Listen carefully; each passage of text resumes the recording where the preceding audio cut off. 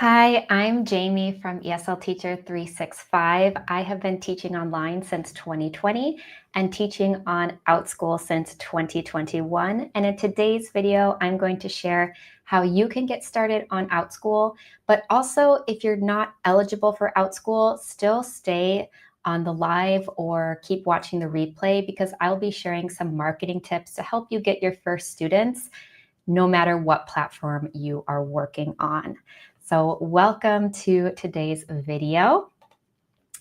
And I would love to know where you are watching from. So you can leave me a comment if you are joining live, and if you're catching up on the replay, also share where you're watching from. And throughout this video, if you have any questions, if they come up as I go through everything, please feel free to leave a comment and there will be live Q&A at the end. So let's start with what is Outschool. Outschool is a platform where you can teach kids between the ages of 3 and 18, but you choose the ages. So if you only want to teach, for example, I only teach 3 to about 9. I don't do middle school, I don't do high school, but if you like only high school, you can teach those ages. So it's different from an online company where you might be teaching kind of any age that you're assigned to. Instead, you are choosing. And most of the students are going to be US based. There's a lot of homeschool students, but there are also international learners. For example, most of my classes, I have learners in the US. I also have learners in Taiwan, Japan, Korea. I've had some from Australia, New Zealand. I do teach from Australia, so it has to do with my time zone as well, but you'll find that you do have some international learners as well. You can teach any secular subject, so there's no religious classes on Outschool, but you can teach things like math, preschool, music, dance, gaming, reading. There's book clubs, pretty much anything you can think of, there are classes on Outschool. So I personally started teaching reading skills on Outschool. That's what I did my application for, but I actually changed my subject to dance after I was hired, and that's mostly what I teach on Outschool now. So if you are looking for a place to teach classes and you aren't necessarily interested in teaching ESL, Outschool can be a good option. There are still ESL classes on Outschool, but I would say the majority are not because there's a lot of native speakers from the US. So what makes Outschool different from a teaching company is that it's an online marketplace. So you are creating your own classes, you're setting your own rates, and you're also, either sourcing or finding your own materials.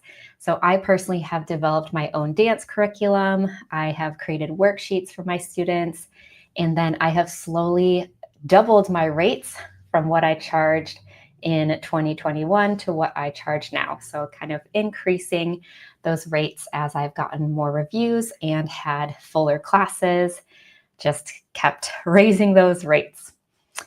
Okay, if you are not eligible, we will go over all the eligible requirements for Outschool. I would still recommend to continue watching this video because I will be sharing marketing strategies that can be used for any sort of online teaching platform or even freelance teaching. So before we dive into what it takes to teach on Outschool, just to let you know that there's still valuable information for anyone who's watching today. So the requirements are that you must be living full-time in the US, UK, Canada, Australia, New Zealand, Mexico, Spain, or South Korea. So for a long time, it was only kind of English-speaking countries, and they recently added Mexico, Spain, and South Korea. Not sure how they came up with those specific countries, but that's amazing. So it doesn't have to do with your passport, and you don't have to be a native speaker, but you need to be working in those countries because of the background check. So that's what I've been told, is that has to do with the background check. So if you are an American and you're living in Thailand, for example, unfortunately, you would not qualify. But if you are whatever nationality living in Spain, you can apply to Outschool. You want to have some sort of experience or qualifications in the subject you want to teach. So you don't necessarily need to have a degree in it if you have a lot of experience, or you don't necessarily need a license, but they want you to have some sort of experience or qualifications in your subject. So I teach dance. I've taught dance in studios all over the world. I've been dancing since I was 2. I do have a qualification from Australia, but for a different kind of dance, and they kind of accepted those. And you have to be able to pass that background check. For some of the countries, the background check is very fast. I'd say the US, Canada, I know are very fast. I think the UK as well. Not sure about Mexico, Spain, or South Korea. For Australia, my background check, I applied in October, and I wasn't approved to teach on Outschool until January. So it took forever. So if you're in Australia or New Zealand, it might take a bit longer, or maybe it is faster now. But when I applied, it took forever. So how to apply? You can apply through my referral link if you like. You can just go to eslteacher365.com/outschool. And if you apply using my referral link, you can send me an email at jamie@eslteacher365.com, and I will send you a free application guide. So that is a little extra thing I do for anyone who uses my referral link. So the first thing that you want to do is choose your teaching niche. And this is going to be if you're teaching on Outschool, if you're teaching on a platform like Preply, if you're freelance teaching, you always need to consider what subject or what topic or what niche you are going to teach. How to choose your niche is first what you're qualified to teach. So take a look at your degree, your license, your experience. What would you be qualified to teach on paper? Next, what you're passionate about teaching. So what can you imagine teaching over and over and over and over again? Obviously, you can teach different things or you can change, but when you're an online teacher, it's really nice to kind of have everything planned out to just show up and teach and be really excited about it. So I pretty much set up, I think I have about 25 or 30 different lessons for my one dance course and 10 lessons for the other. I have created them all, and now I just recycle through them. I have students that stay with me for years. I have students that come and go, but I pretty much never have to lesson plan again unless I want to add more. I am teaching those lessons over and over and over again. Of course, each time I improve them, I get feedback from my students. I get a lot of ideas from my students as well, things that they enjoy. But if you don't necessarily like teaching something over and over again, that's okay too. You can always maybe have different lessons, different types of things, but that's going to be a lot more lesson planning. And the last piece is what's in demand on the platform. So what do families sign up for? And I will give you some tips on how to find out what's in demand. So if we look at the Outschool platform, you can go on there as if you were a family, and you can scroll through and search. So for example, I have put up ages 11 through 14 writing classes. And I will go through there, and you'll notice that some of the teachers have a star next to them, and then a number, and then another number in parentheses. So if they have stars, that means they have reviews. Then it will show you their average review, 5.0 being the best. And that is just specifically for the class. You can look at the teacher overall on their teacher profile. And then the number next to it is going to be how many reviews.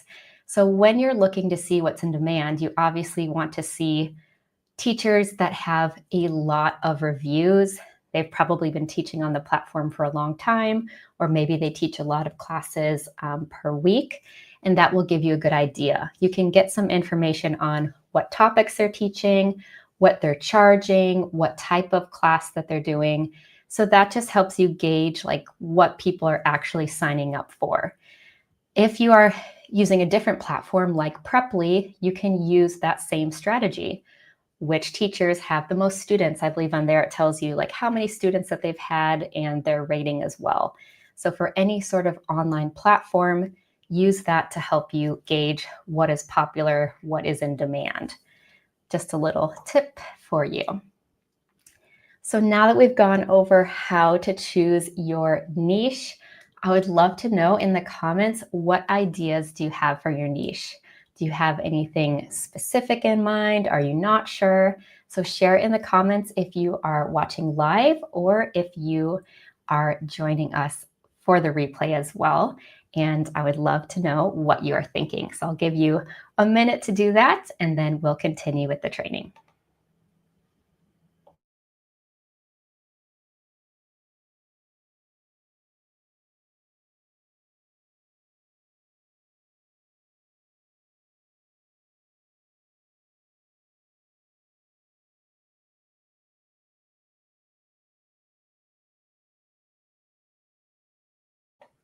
And I see that JCC, you are here from Wisconsin. That's my home state. And you say that you have a number of questions.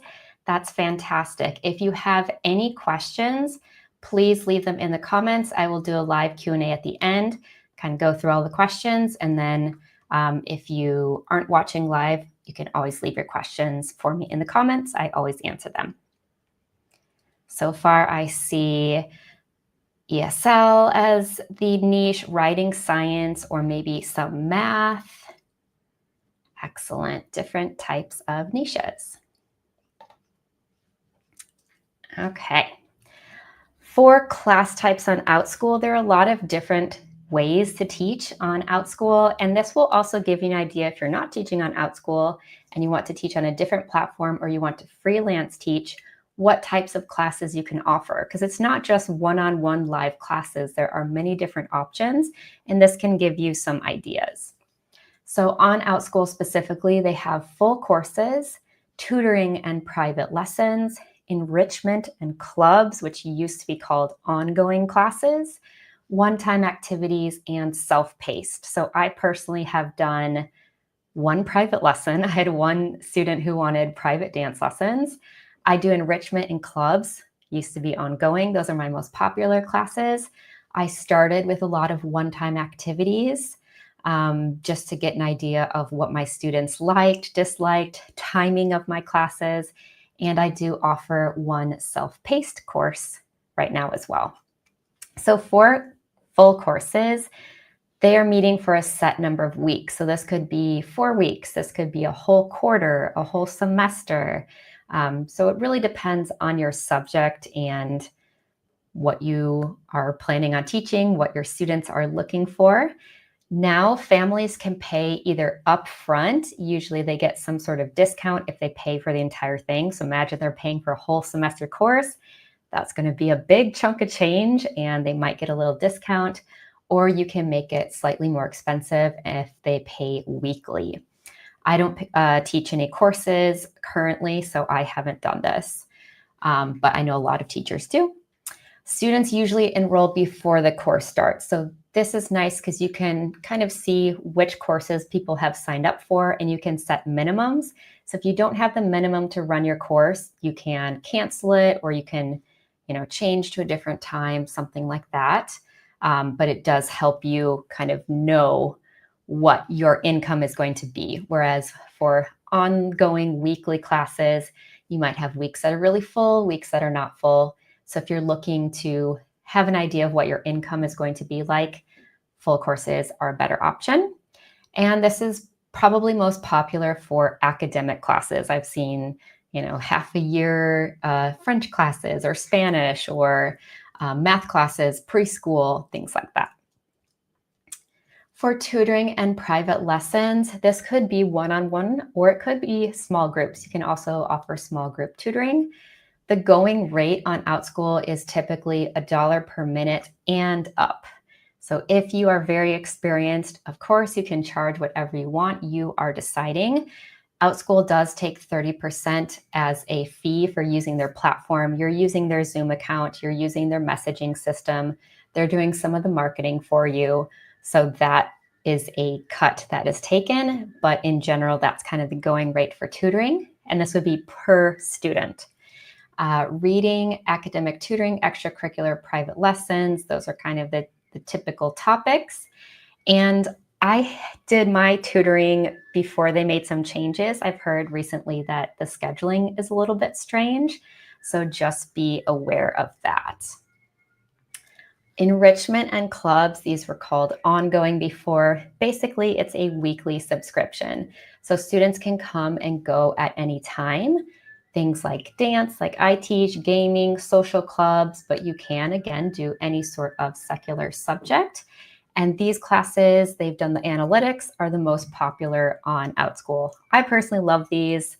If I need to take a vacation, it's a lot easier to just not schedule those classes, let my families know maybe 2 weeks in advance, hey, I'm going on vacation or I have a doctor's appointment or whatever, and take off time. If you do that during your course, it gets a little bit weird. You can like tack on weeks at the end, but the payment's a little strange.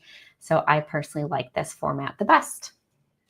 One-time activities, think of this as like an intro or a trial for your courses or your clubs and enrichment. You must teach a one-time class before any other class type. So that's just an Outschool rule. So you'll want to set up some sort of one-time class first, teach that, and then you can try the other types. And these are really nice to add into your schedule if you have random gaps, or maybe it's Christmas break and you want to do some extra teaching. You can just schedule these whenever you need to. The last type is self-paced. So these would be pre-recorded lessons on Outschool. The teacher offers support for a specific amount of time, but your students get access to all lessons immediately. So just be aware that you have to have everything ready when you launch your self-paced course. And again, students can pay by the week or they can pay up front. Upfront is usually for a bit of a discount. And even if you're not teaching on Outschool, self-paced classes can be a great way to get some kind of passive extra income on top of your live classes. So if you're teaching ESL, this might look like you're meeting with your students one-on-one or small groups live, but maybe you have a special pronunciation pre-recorded course. They can purchase that as an add-on and then kind of access it whenever they need to. So you can have that set up on Kajabi, you could have it on Teachable, a different platform that hosts these courses, or you could just host it in your Google Drive, honestly, and then just share like a Stripe link to it for payment. But just to give you some ideas. So for all online teachers, whether you're teaching on Outschool or not, I recommend offering a variety of class types and then see what works. It's all about trial and error, seeing what's going to work for your students, what they want, what they need.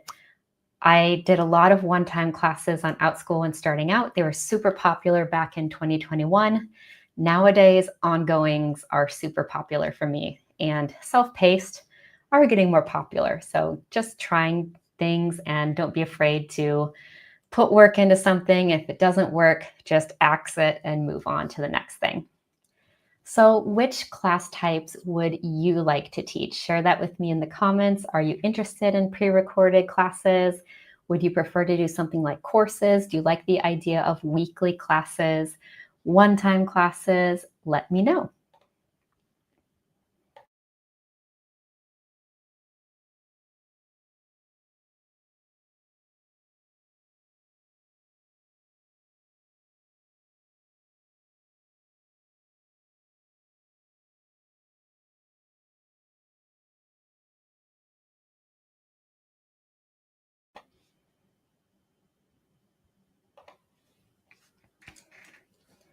Let's talk now about getting your first student. So what are some techniques that you can use specifically on Outschool? And then we'll go into some more general marketing tips. For Outschool or for any platform that you're teaching on, the first step is to optimize your profile. You want to fill out all the parts of the profile, but most importantly, you need to convey what your students can expect. What is the class going to be like? How are your classes different from other teachers? What kind of transformation can they expect? So I do have a lot of online teachers that write to me for help. They say, I'm on Preply, I'm not getting any students.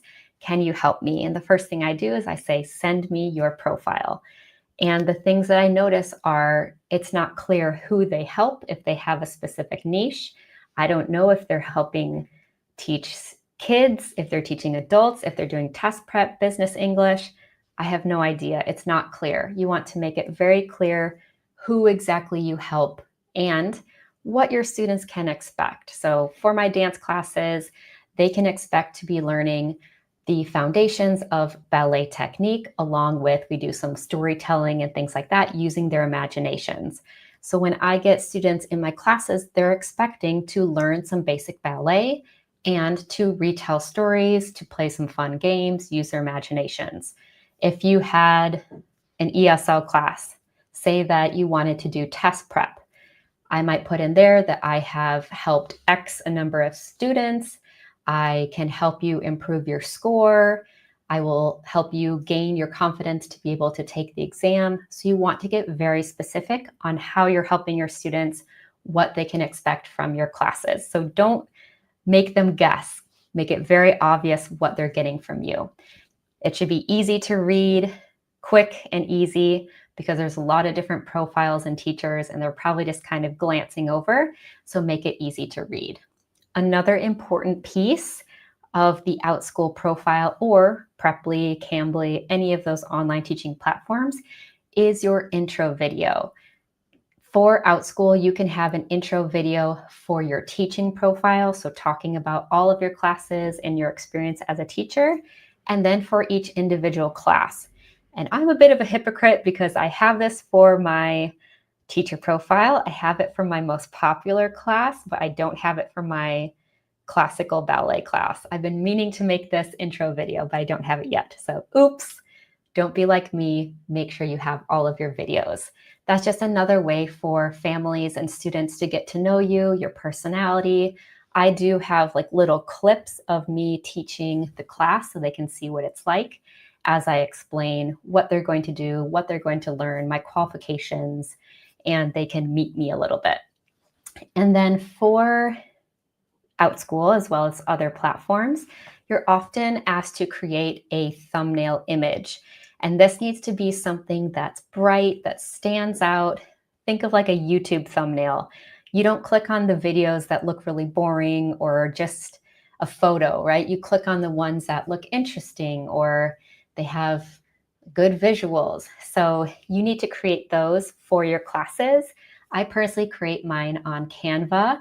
If you need help, if designing is not your thing, go to Fiverr and get a designer to help you create these. They can also help you edit your intro videos. It's not very expensive and it is so worth it because you're going to get more enrollments if you have optimized images and videos. The next step is to get your first reviews. Like I mentioned before, we are looking as a family, as a parent, for teachers that have reviews, that their classes have been taken by a lot of students. And if you're a new teacher, how are you going to compete with that? So what you can do is invite friends or family members to take your class in exchange for a positive review.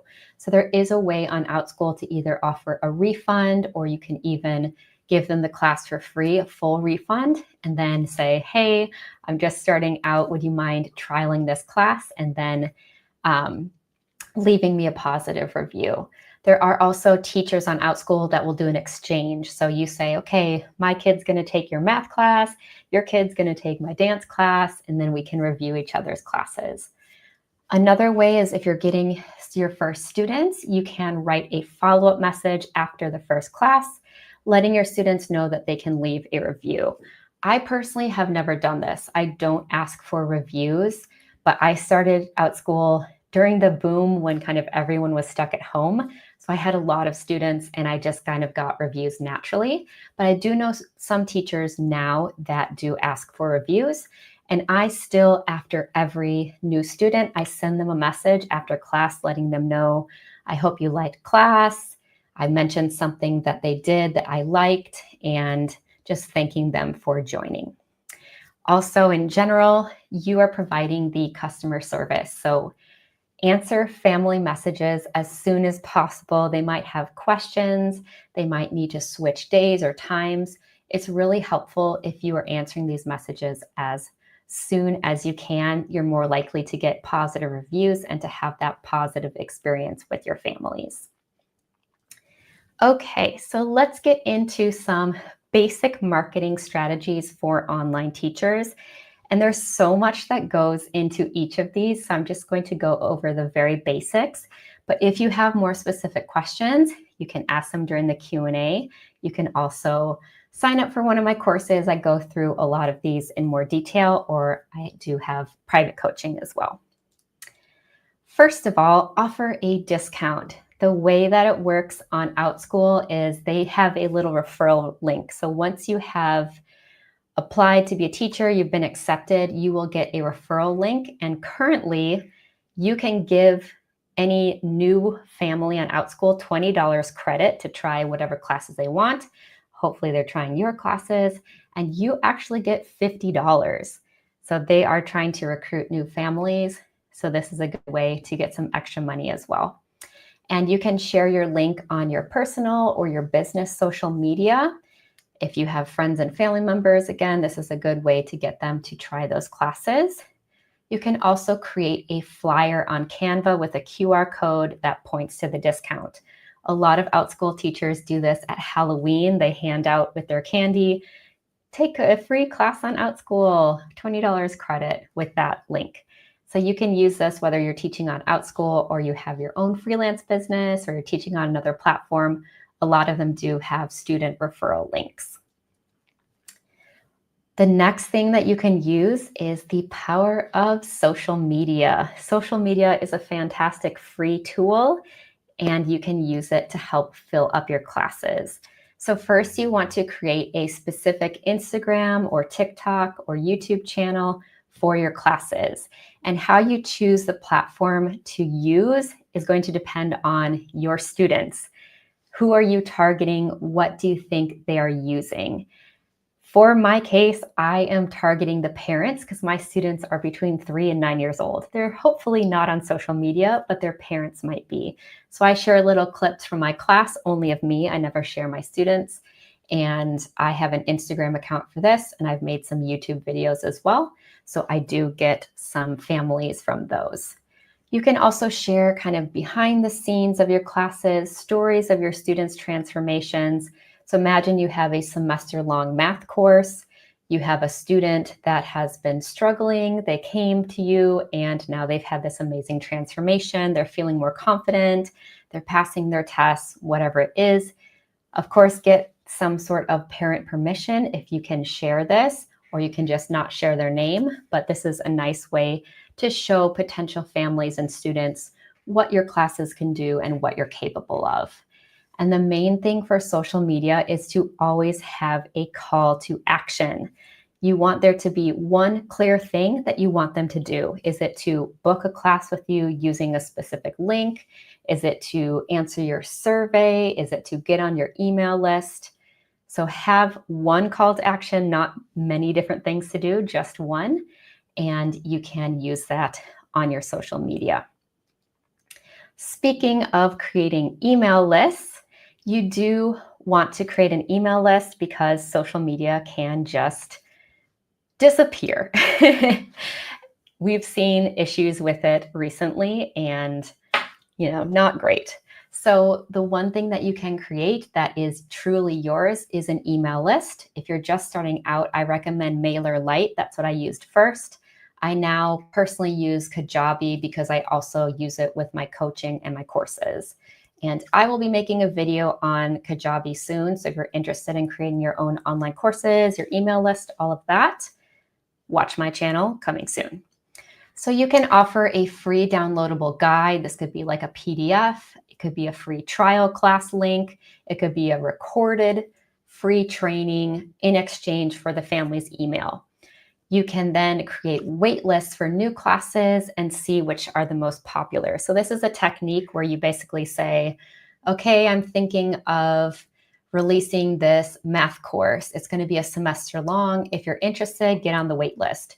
You see that only 3 families signed up for that. You then say, okay, I'm going to offer a weekly math class where you can come and go. You have 30 families that signed up for that one. Well, obviously you're going to do the one with 30 families and not the one that didn't have many people on the wait list. So it's a good way to gauge what is popular, what people want. For your email list, I recommend emailing each week to provide different tips and tricks.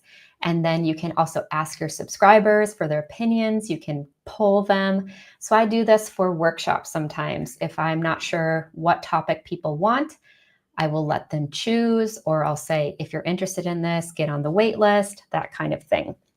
So it's a really good way to get in contact with your families. I will say on Outschool and on other platforms, you cannot be in contact, like email contact with the families. So if you're creating your email list, this is more going to be if you want to freelance teach, or if you're interested in getting off of platforms like Outschool and only freelance teaching. But that's kind of the first step if you are interested in being a freelance teacher. Stand out from the crowd. This is going to work for Outschool and for any sort of online teaching platform or even freelance teaching. So first, how can you make your classes unique?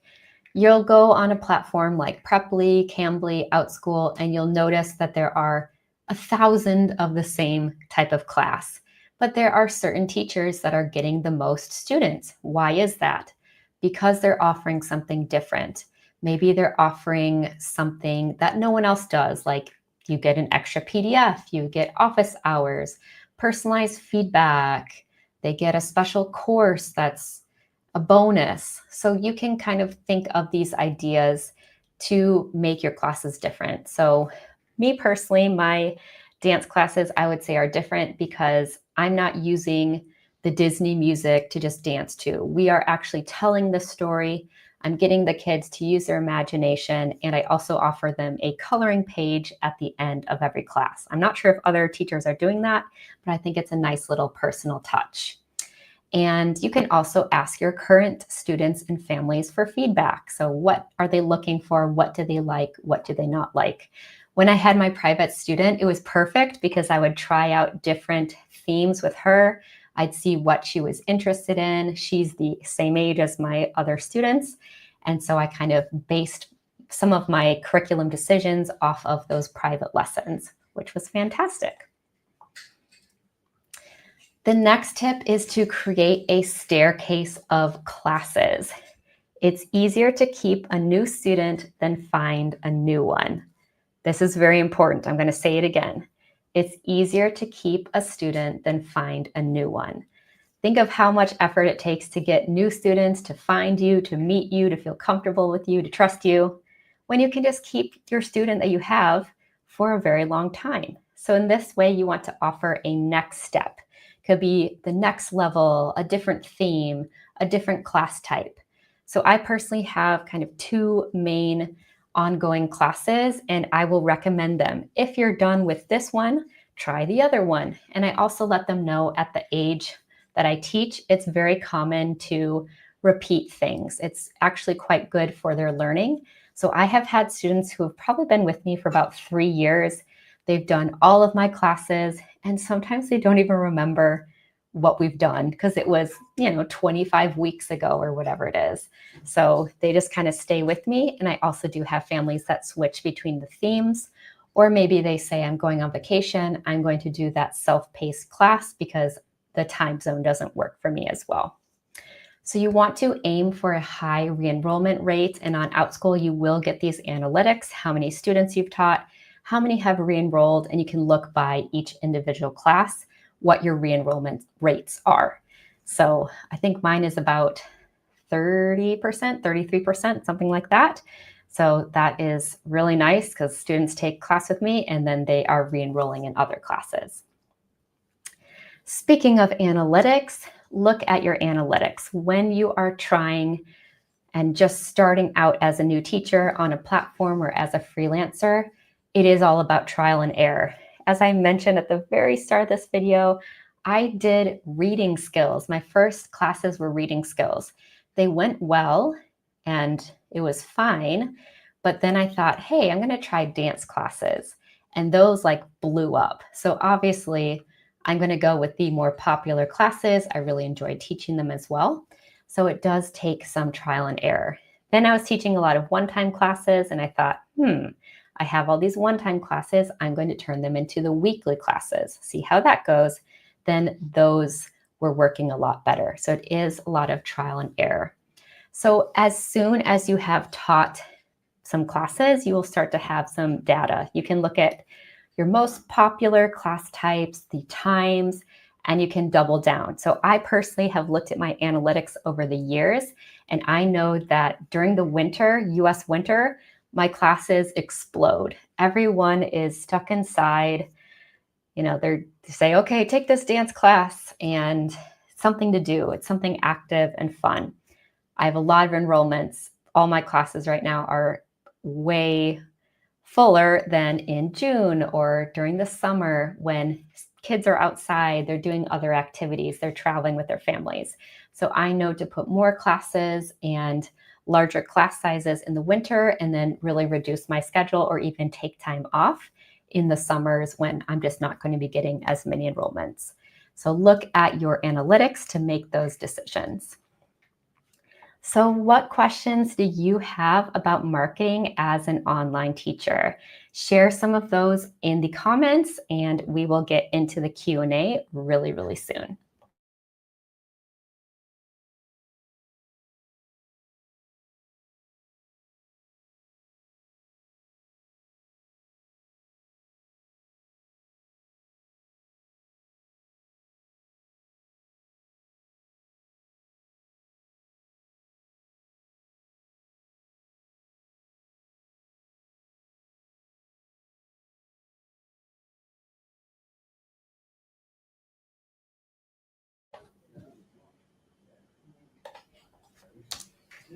And if you do need some help getting started as an online teacher, I have just started offering teacher help calls.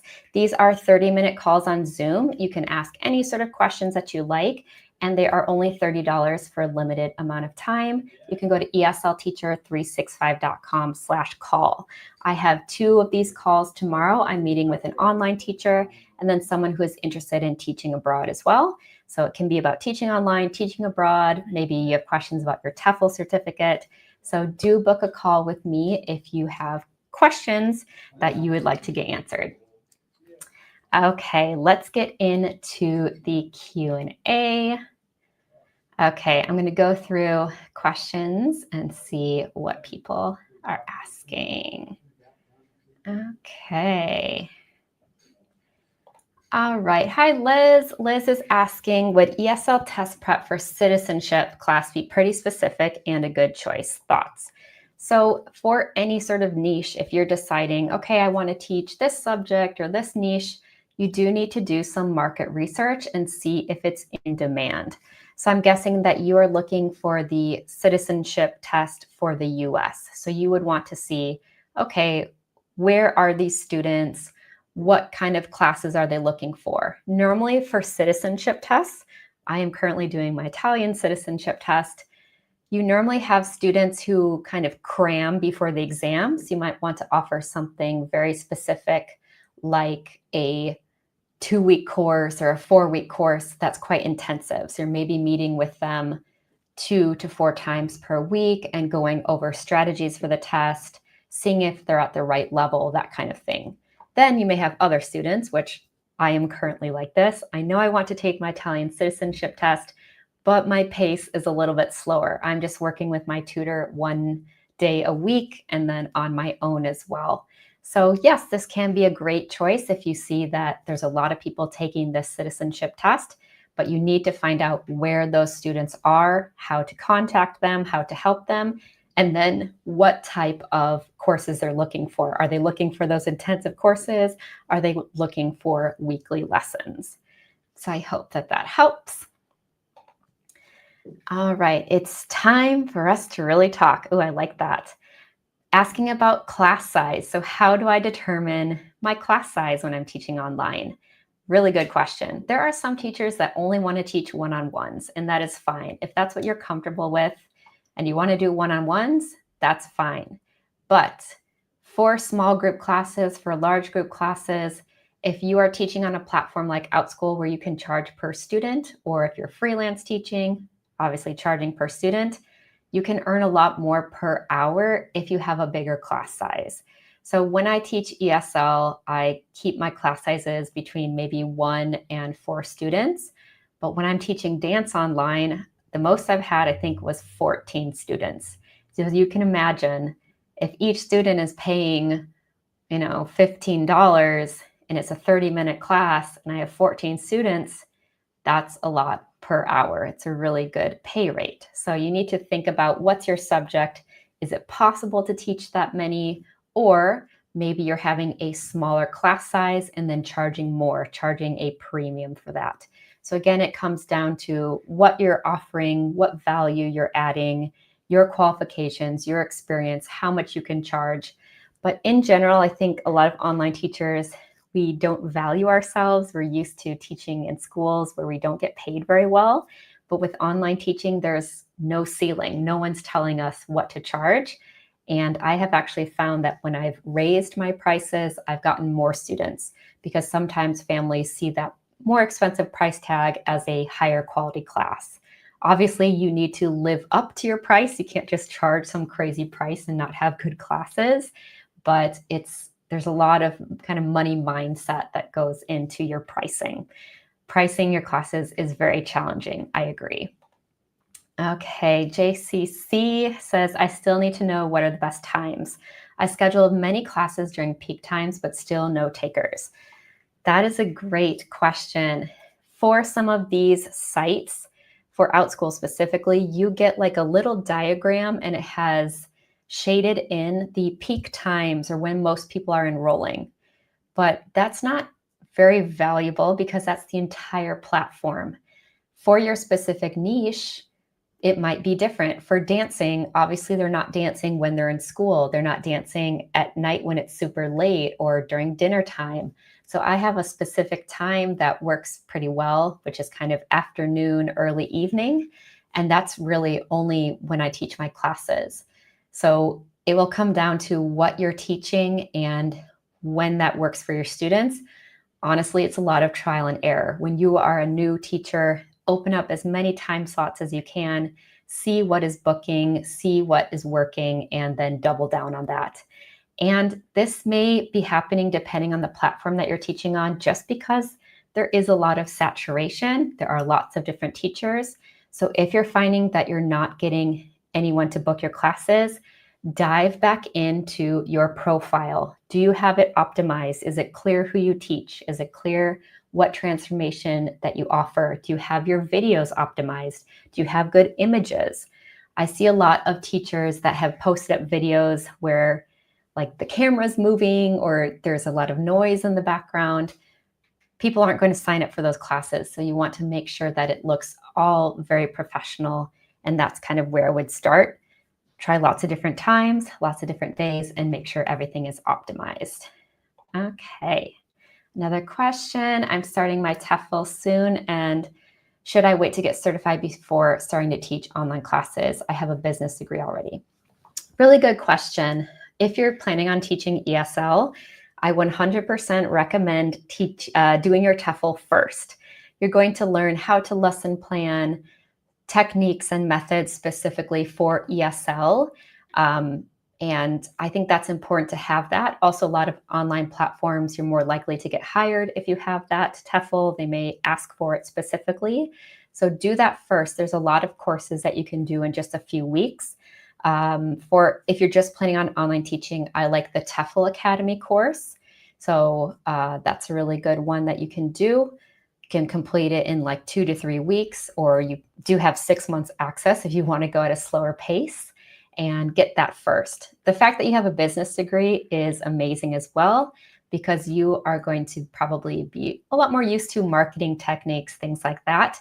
So you might be able to kind of jump away from those companies and freelance sooner. Okay, if you have any other questions, please leave them in the comments for me, and we will see what else there is.